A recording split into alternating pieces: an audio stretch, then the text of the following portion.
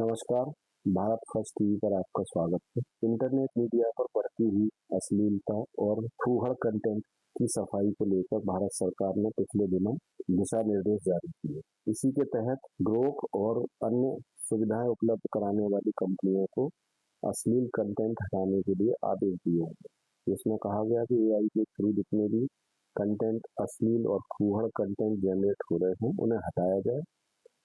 अगर ये सब नहीं होता है तो उनके खिलाफ कार्रवाई की जाएगी। आज हम इसी पर चर्चा करेंगे। हमारे साथ उपस्थित हैं आलोक पांडे, तकनीकी सलाहकार हैं, पूरे देश भर के युवाओं से जुड़े हुए हैं, उनके साथ संवाद करते हैं। उनके लोगों के बीच की जो बहुत सीए अभिनव अग्रवाल, सीए तो होने के साथ साथ युवाओं के साथ इनका इंटरेक्शन बहुत अच्छा होता है। कोचिंग सेंटर भी चलाते हैं और सामाजिक संगठनों से जुड़े हुए। और तीसरे हैं Pankaj Bhardwaj ji, my sports private India limited से। तो मेरा पहला प्रश्न यह रहेगा आलोक जी से कि जो सरकार ने पिछले दिनों दिशा निर्देश जारी किए गए थे उसके बारे में तकनीकी जानकारी हमारे दर्शकों को दी। तो मैं सभी दर्शकों से पहली चीज यही कहूँगा कि ये किसी एक पर्टिकुलर प्लेटफॉर्म को टारगेट करने के लिए नहीं है। बहुत सिंपल सा है कि ये जो अभी इंडिया के अंदर एक पर्टिकुलर ग्रुप को लेके उन्होंने एडवाइजरी जारी करने का कहा है, तो भारत सरकार का हम इसी से मानना रहा है कि हम किसी भी पर्टिकुलर प्लेटफॉर्म के लिए ये चीज़ एडवाइजरी जारी करने की बात नहीं होती है। इंडिया के अंदर जो पिछले कई समय से देखा गया है कि यूथ डिफरेंट डिफरेंट प्लेटफॉर्म्स पे जाके अश्लील कंटेंट भी अपलोड कर रहे हैं या देख रहे हैं उसे, तो भारत सरकार की अपनी एक ministry of electronics and information technology की अपनी खुद की एडवाइजरी है, खुद की गाइडलाइंस हैं, आईटी एक्ट्स हैं। तो अब उनका एक दायित्व बनता है भारत सरकार का कि ना तो वो कंटेंट क्रिएट करते हैं, ना किसी को रोक रहे हैं, ना फ्रीडम स्पीच की बात कर रहे हैं। वो कह रहे हैं जो हमारे एक्ट हैं उनको एनफोर्स कर रहे हैं कि जो कंपनियां भारत में काम कर रही हैं इस टाइप की, वो उस पर रोक लगाएं, वो अपने कंटेंट्स को रोकें, जज करें, अपने एआई बेस डिफरेंट टूल्स बनाएं और उस पर रिस्ट्रिक्शंस लगाएं। लेट्स से अगर कहीं ना कहीं उन्हें मानना है कि जो आईटी के लॉ हैं, जिस लॉ के बेस पे भारत में वो कंपनियां काम कर रही हैं, उसको वो क्रॉस कर रही हैं, उनको फुलफिल नहीं कर रही है, तो इंडिया का सिंपल सा कहना है कि आप इन लॉ को फुलफिल कीजिए, अदरवाइज हमें इंटरफेरेंस करना पड़ेगा, इसके अंदर रोकना पड़ेगा। कि उनका दायित्व है भारत समाज के लिए, भारत के लोगों के लिए, कि उनको ऐसे कंटेंट से ये बहुत सिंपल सा एक तरीका है इस चीज को करने के लिए। कंपनियों को दिए गए दिशा निर्देश के बारे में जानकारी दी हमें आलोक जी ने।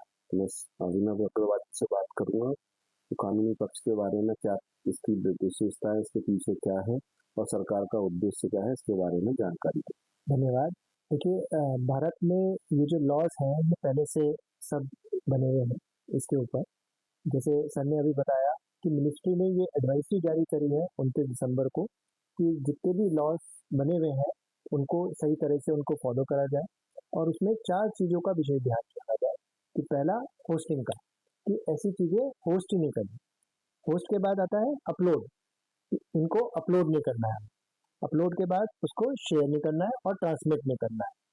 तो मिनिस्ट्री ने ये सारी गाइडलाइंस इशू करी है, एडवाइजरी इशू करी है, और बहुत सख्त एडवाइजरी इशू करी है कि अगर कोई भी कंपनी इसका कंप्लायंस नहीं करेगी, चाहे वो कोई चैनल हो, चाहे वो कोई प्लेटफॉर्म हो, चाहे उसके यूजर्स हो, तो सीधे प्रोसिक्यूशन निर्देश दिए हैं कि उसको प्रोसिक्यूट करें और सीधे जेल पहुंचाएं।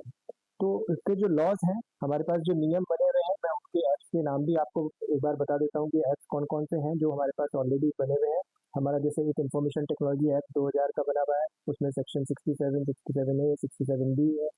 फिर भारतीय न्याय संहिता 2023 में जो बनी थी, उसमें भी बहुत सख्त कानून है उसके लिए। एक लॉ है indecent representation of women provision act 1986 का बना हुआ ये लॉ है। इसमें भी बहुत वुमेन प्रोटेक्टेड लॉज अवेलेबल हैं।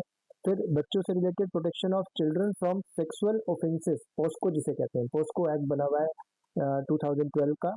और एक और है यंग पर्संस हार्मफुल पब्लिशंस एक्ट 1956। तो जैसे आप देख रहे हैं सारे कानून बहुत पुराने बने हुए हैं, है ना। 1956 से लेकर 2023 तक ये कानून बने हुए हैं। तो उसी के ऊपर ये एडवाइजरी जारी करी है कि जितनी भी ऐसी कंपनी है जैसे जो ये प्रोहिबिशन नहीं कर रही है या शेयरिंग करा रही है या ट्रांसमिशन करा रही है, उनके खिलाफ सख्त से सख्त कार्रवाई हो। अभी आपने उसके तकनीकी और कानूनी पक्ष को जाना। अब हमारे साथ हैं मशीन लर्निंग पंकज भारद्वाज जी तकनीकी पक्ष हैं, किस प्रकार से इसको रोका जा सकता है, इसके बारे में हमें जानकारी दें। धन्यवाद। तो ये जो समस्या है, ये समस्या 3 तरीके से मेनली एम्फसाइज़ हम कर सकते हैं। पहली चीज़ है कि कोई रिटन कंटेंट ना हो, जिसमें टेक्स्ट कोई अश्लील कंटेंट जो टेक्स्ट से रिलेटेड हो, लिखावट से रिलेटेड हो।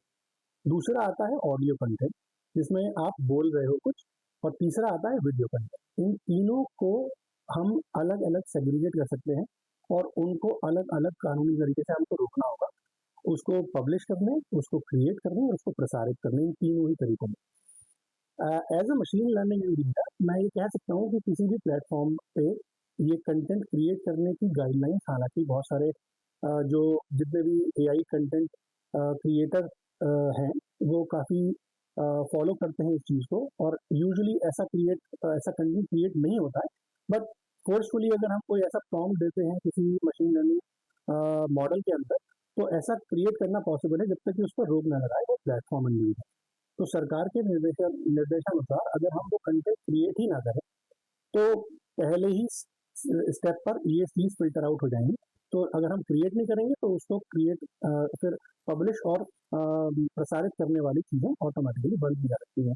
और उसको क्रिएट करने के लिए जो भी प्लेटफॉर्म है, जो भी बड़ी बड़ी कंपनी है जिनके थ्रू एआई कंटेंट क्रिएट हो रहे हैं, उनको ये दिशा निर्देश का पालन करना पड़ेगा। दूसरी चीज़ मैं ये कहना चाहूँगा, प्रसारित करने से रिलेटेड जो भी चीज़ें हैं, जो भी प्लेटफॉर्म्स हैं लाइक फेसबुक हुआ, इंस्टाग्राम हुआ, यूट्यूब हुआ, ये अश्लील कंटेंट्स को या किसी भी ऐसे जो कंटेंट जो समाज के लिए हित में नहीं है, तो इसमें मैं यही कहना चाहूँगा कि यूथ को पहले तो अपने लेवल पे ही समझना होगा। भारत सरकार अपना काम कर रही है, उसका दायित्व है समाज के प्रति बाउंड्रीज बनाना।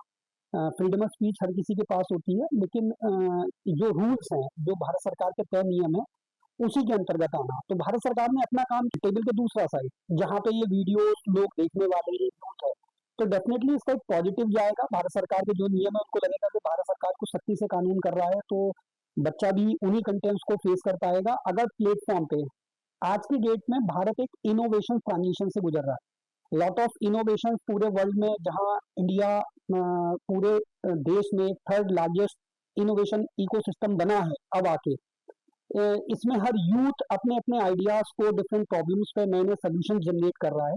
तो डेफिनेटली वो ऐसे प्लेटफॉर्म को भी एक्सेस कर सकता है कि इनोवेशंस अगर विदाउट रेल गार्ड्स बनेंगे, बिना किसी सुरक्षा के बनेंगे, तो वो इनोवेशंस कभी भी ठीक नहीं है। इनोवेशंस और टेक्नोलॉजीज केवल तभी तक सही है जब तक वो रेल गार्ड्स के साथ बन रहे हैं, सुरक्षा और तय नियमों के अंदर बन रहे हैं। तो ये बच्चों को भी समझना चाहिए, जहाँ पे 40-50 करोड़ युवा, आज पूरा देश, पूरा भारत सरकार उन्हें एक अच्छे तौर पे देख रही है, एक इनोवेटर के तौर पे देख रही है, और उनसे ये एक्सपेक्ट कर रही है कि सोसाइटीज की जो प्रॉब्लम्स है उसके सोल्यूशंस लेके आए। तो वो तभी आ पाएंगे जब बच्चा खुद समझेगा कि इसके सुरक्षा नियम क्या होने चाहिए।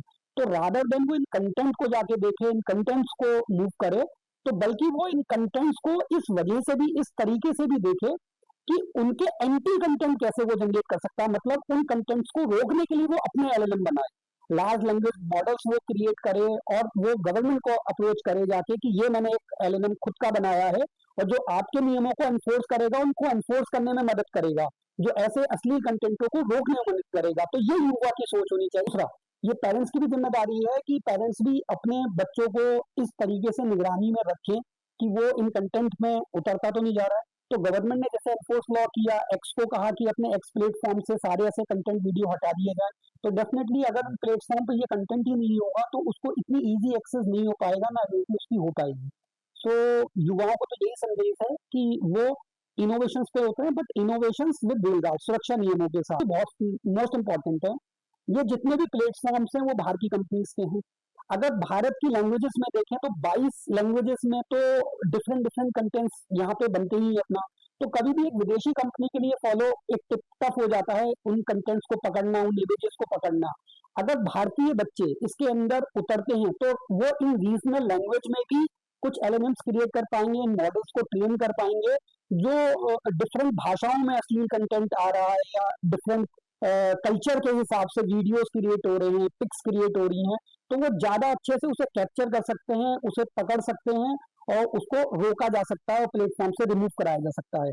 तो जितना ज़्यादा युवा इस सोच में उतरेगा, इन प्रॉब्लम्स को सॉल्यूशंस ढूँढने में उतरेगा, ऐसे large language learning models, LLMs खुद के क्रिएट करेगा और गवर्नमेंट को सपोर्ट करेगा जाके, तो ना तो एक तो बहुत जल्दी इन कंटेंट्स को हम रोक पाएँगे, प्रिडिक्ट कर पाएँगे, स्टॉप कर पाएँगे, और दूसरा इस टाइप के प्लेटफ़ॉर्म्स ऐसे कंटेंट्स को कभी प्रमोट करने में भी सक्सेस नहीं हो पाएगा। बहुत अच्छी जानकारी दी कि आपने किस प्रकार से इसमें युवा अपनी इस प्रकार के कंटेंट्स को रोकने में अपना भूमिका निभा सकते हैं। आज भारत ही नहीं, लगभग पूरे विश्व के हर घर की ये समस्या बन गई है कि वहाँ एक छोटा सा बच्चा 2 साल का हो, 2.5 साल का हो, इससे इस छोटी सी उम्र में मोबाइल देखने की लत लगी है और हर परिवार परेशान है कि ये लत कैसे छुड़ाई जाए और बच्चा उससे अलग नहीं हो पाता। और फिर दूसरी छोटी सी उम्र से ही वह इतने गंभीर कंटेंट देखने लगता है कि वो समय से पहले बड़े होने लगते। इसका समाज पर नकारात्मक प्रभाव भी पड़ रहा है।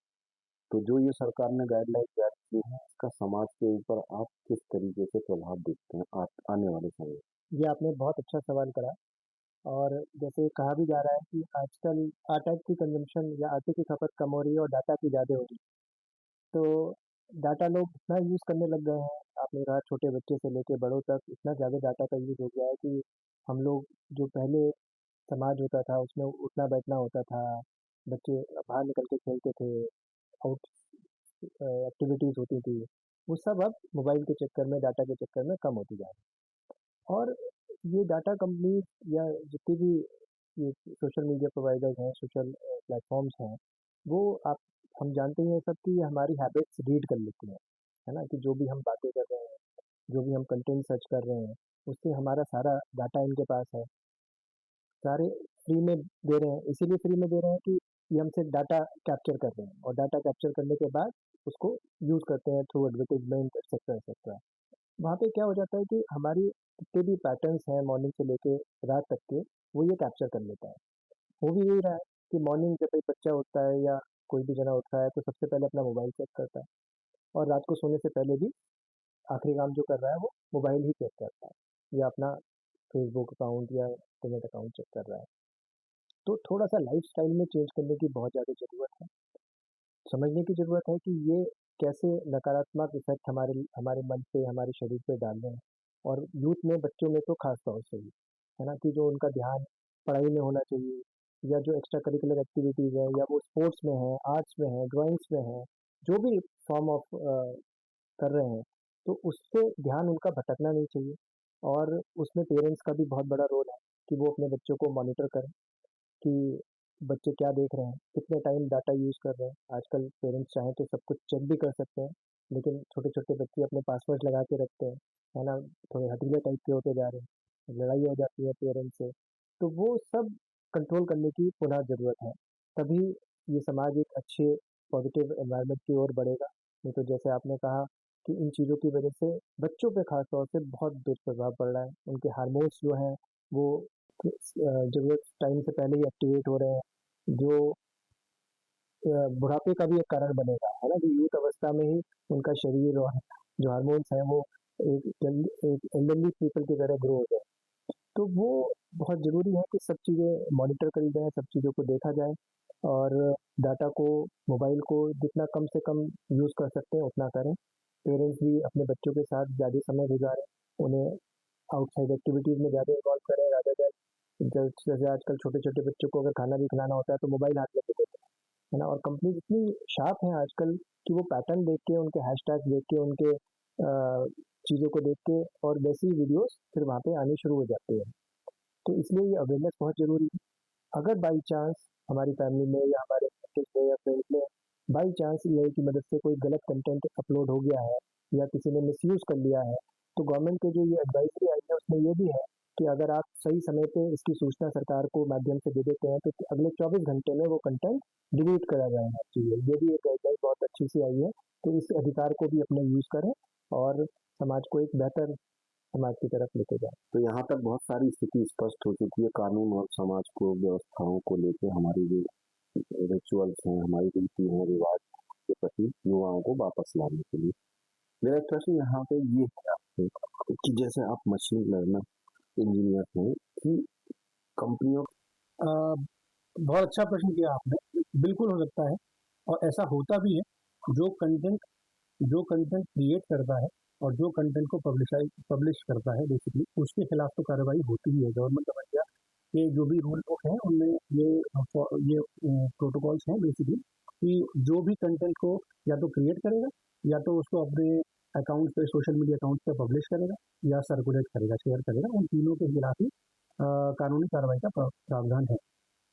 मेरा सजेशन या काइंड ऑफ सुझाव बोलने या एक मार्गदर्शन या टेक्नोलॉजी को थोड़ा अच्छी डायरेक्शन में ले जा करके अगर हम इस कुरीति से बचना चाहते हैं तो टेक्नोलॉजी का सही उपयोग करना हमें सीखना पड़ेगा। और टेक्नोलॉजी का सही उपयोग करने में कहीं ना कहीं जो चीज़ इम्पोर्टेंस रखेगी वो रखेगी कि हम कितनी अवेयरनेस, जागरूकता हम इसके दुष्प्रभाव या इसके प्रभावों, अच्छे प्रभावों की बना सकते हैं। एक सिंपल सी चीज़ है, अगर हम अपने बच्चों को या अपने समाज को अच्छा बनाना चाहते हैं तो हमें किसी भी अच्छाई या बुराई को on the face of it एकदम से आइडेंटिफाई नहीं कर सकते कि वो अच्छा है या बुरा है। कोई छोटा बच्चा है, हो सकता है वो बहुत एक अलग यूनिक सुझाव दे, लेकिन सुझाव नहीं, बेसिकली एक यूनिक चीज़ करना चाहे और हम एज अ पेरेंट बोलते हैं कि नहीं भाई इसको ये गलत है, तुम गलत सोचते हो। लेकिन वो जो छोटे बच्चे की इनोवेशन है, वो इनोवेशन हम गलत पर्सपेक्टिव में समझ लेते हैं कभी कभी, और वो इनोवेशन को उस गलत परिप्रेक्ष्य में ही उसको समझा देते हैं। हो सकता है उसकी इनोवेशन गलत ना हो या उसका जो आइडिया है वो गलत ना हो, बट वो चीज़ हम गलत परिप्रेक्ष्य में समझ करके कभी कभी समझा देते हैं और उसका मिस इंटरप्रिटेशन ज़्यादा हो जाता है। तो उसके लिए जागरूकता जितनी ज़्यादा हो सकती है उतना ज़्यादा अच्छा रहेगा सभी के लिए, हमारे लिए, हमारे बच्चे के लिए, हमारे समाज के लिए। के साथ में एक संदेश छिपा होता है। आपने अभी इस पर गहन चर्चा हुई, तो इस चर्चा के बाद में जो मैं चाहूँगा कि आप सभी को जो मन में संदेश आ रहे हैं समाज के प्रति, युवाओं के प्रति, देश के प्रति, वो आप मेरा आखिरी में यही है कि ये कई जगह प्लेटफॉर्म पर बात होती है कि हमें डिजिटल टाइम, डिजिटल स्क्रीन्स बच्चों के साथ टेक्नोलॉजी को अवेयर रखना चाहिए। एक बहुत छोटे से मैं एनालॉजी के साथ इसको बताऊंगा। अगर हम 50 साल पहले जाएं अपने पेरेंट्स को देखें तो लोग हमारे हमारे पिताजी कहते थे कि हमारे दादा कहते थे 20 किलोमीटर पैदल करके पढ़ाई करने जाते थे, नदी पार करके जाते थे, लेकिन फिर साइकिल भी आई। तो ऐसा नहीं हुआ कि साइकिल की रोक दी गई। लोगों ने जब चीज आ जाती है तो डेफिनेटली उसका यूज होगा। उसको रोकना, उसको बंदिशों में बांधना वो कोई कारगर सोल्यूशन नहीं है। वो यूज करेगा इस चीज को, रादर देन उसे अवेयर करना, उसके सही गलत के तरीकों को बताना कि बच्चा खुद समझे कि इसका यूज सही है या गलत है। बाकी माता पिता को भी कानून के बारे में जानकारी है, लेकिन क्या ऐसा संभव है कि इसको बचपन से ही प्रारंभिक शिक्षा में शामिल किया जाए? हमारे स्कूलों में जो शिक्षा भी दी जा रही है या माता पिता भी जो बच्चों को पढ़ा रहे हैं, उनपे इन टॉपिक्स पे बात करने से हेजिटेट करते हैं, है ना। स्कूलों में भी और घर पे भी इन टॉपिक के ऊपर चर्चा नहीं होती। तो हमारी ड्यूटी है कि इसे हम अपने एजुकेशन सिस्टम में भी लाएं और माता पिता भी घर में एक ऐसा माहौल बनाए जिसमें ये ओपनली बात हो और जो भी अच्छाइयाँ और बुराइयाँ हैं इस पर खुल के चर्चा हो, ताकि बच्चे अवेयर रहें, गलत कंपनी में ना पड़े। नहीं तो क्या होता है कि अगर ये सब डिस्कशंस बच्चों को नहीं मिलते तो बच्चे क्या करते हैं, अपने फ्रेंड्स के इन्फ्लुएंस में आ जाते हैं या गलत संगति में आ जाते हैं। तो ये भी बहुत ज़रूरी है कि एक ओपन माइंडेडनेस से इस एजुकेशन को इम्पार्ट करा जाए और सही और गलत का चुनाव बच्चे, ताकि लॉ को एनफोर्स करने का काम भी नहीं कर रही है, बल्कि वो सेफ एंड ट्रस्टेड एआई बनाने के लिए यूथ को सपोर्ट भी कर रही है।